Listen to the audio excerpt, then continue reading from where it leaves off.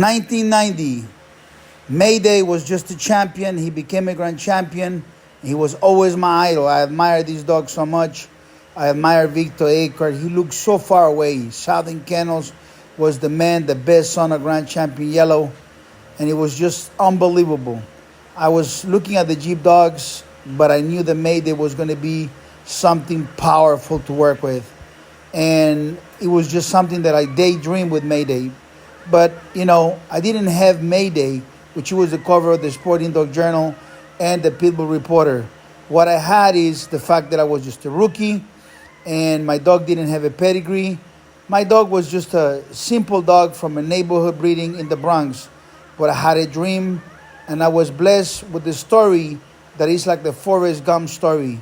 My dog, Bruno Boy, also made it at the cover of the Sporting Dog Journal as a grand champion. And things will become true.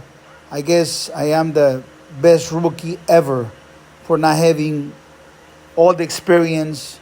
And I guess not having all the experience actually was a huge advantage because I understood that having a dog that didn't have a pedigree gave me a great chance as long as I bred the dog, I raised the dog properly and I developed the dog properly. So he did the same thing as Mayday. He was the cover of the magazine and he was also the Sporting Dog Journal and the Pitbull Reporter as well. But one thing that Bruno was missing, he didn't have a legacy pedigree.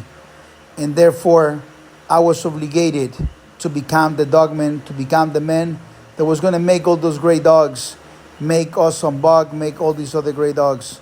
So life took me to the path and I became that man. But everything started with a dream. They say I will never make it.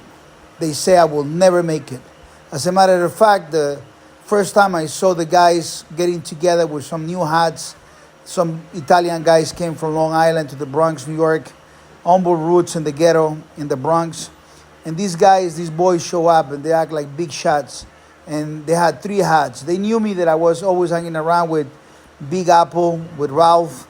And they say, well, we're going to have a meeting right now. You can't be part of the meeting.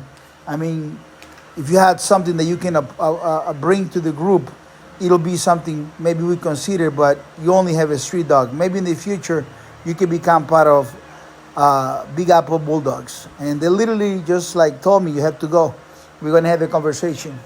From the moment on, I said, really? So I can't be part of the conversation. I said, well, you're going to have to see me at the top of the best dogman ever because that's where I'm going.